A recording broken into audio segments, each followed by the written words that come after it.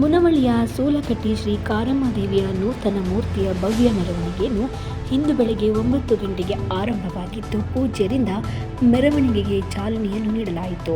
ಶ್ರೀ ಪಂಚಲಿಂಗೇಶ್ವರ ದೇವಸ್ಥಾನದಿಂದ bus stand road, Hireagasi post office ರಸ್ತೆ, Bazaar road, Kalinapete Shri Chandrashekhara ಮಠ, ಶ್ರೀ ಯಲ್ಲಮ್ಮ ದೇವಸ್ಥಾನ, ಶ್ರೀ ಹನುಮಂತ ದೇವಸ್ಥಾನ, ಸೂಲಕಟ್ಟಿ ಶ್ರೀ ಕಾರಮ್ಮ ದೇವಿ ನೂತನ ದೇವಸ್ಥಾನದ ಮಾರ್ಗದಲ್ಲಿ ಉತ್ಸವ ಮೆರವಣಿಗೆಯು ಅದ್ದೂರಿಯಾಗಿ ನಡೆಸಲಾಗುತ್ತಿದೆ. ಹಾಗಾಗಿ ಬೇಸಿಗೆಯ ಬಿಸಿಲು ಹೆಚ್ಚಿರುವುದರಿಂದ ಭಕ್ತಾದಿಗಳು, ಕುಂಭ ಹೊತ್ತ ಮಹಿಳೆಯರಿಗೆ ಹಾಗೂ ಮೆರವಣಿಗೆಗೆ ಆಗಮಿಸಿದ ಯುವಕರಿಗೆ ಕುಡಿಯುವ ನೀರು, ಪಾನಕ, ಮಜ್ಜಿಗೆ ಅಲ್ಲದೆ ಕಲ್ಲು ಸಕ್ಕರೆ, ಬಾಳೆಹಣ್ಣು ಹೀಗೆ ಯಾವುದಾದರೂ ತಮಗಿಷ್ಟವಾದ ಒಂದು ಸೇವೆಯನ್ನು ಕಲ್ಪಿಸಿಕೊಡಬೇಕೆಂದು ದೇವಾಲಯದ ಸಿಬ್ಬಂದಿಗಳು ಮನವಿ ಮಾಡಿಕೊಂಡಿದ್ದಾರೆ.